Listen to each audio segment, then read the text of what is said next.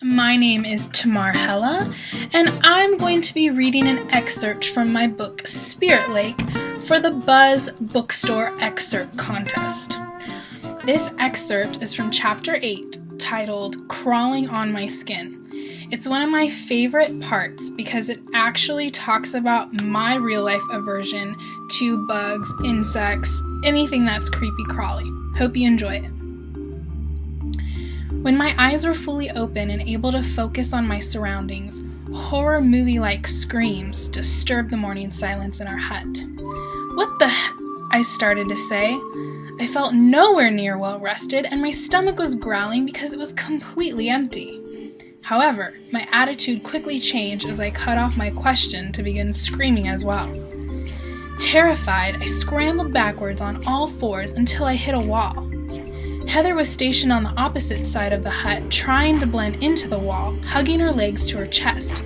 Kira's body remained frozen in fear on her floor mat, with the exception of her mouth, which was moving just enough to allow the shrieks to escape.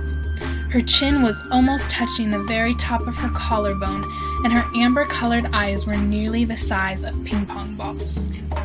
In the center of her chest, a very large, rainbow-colored spider crawled slowly, feeling its way around, unfazed by her deafening noises. Tears were streaming down her face, and finally she articulated, "Get it off me! Get it off me!" The spider happened to be so large that I could count all 10 of its legs. Yes, 10. It was roughly the size of a soccer ball, and it looked more gruesome than anything I had ever had to cut out of insect catalogs for those stupid science collage projects in elementary school. Its eyes were unusually large for a spider, and a knowing look danced in its pupils. I supposed all the colors it had were cool, kind of like being thrown into a Skittles bag, and instead of tasting the rainbow, it became the rainbow or something. But I sure wasn't about to pick it up and make it my new pet. Being irrationally and deathly afraid of most, if not all, bugs, I stayed paralyzed while observing the terrifying sight. This was not a bug that could be squashed with just a boot. This was a bug that required heavy ammo. Of course, I felt that was the best way to deal with all creepy crawlies in general. Suddenly, the giant arachnid raised its body high on all 10 legs, becoming sort of teepee-shaped, like a squid.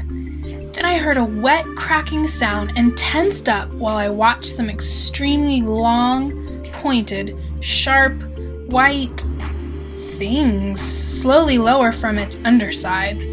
They were gnarly and deadly teeth.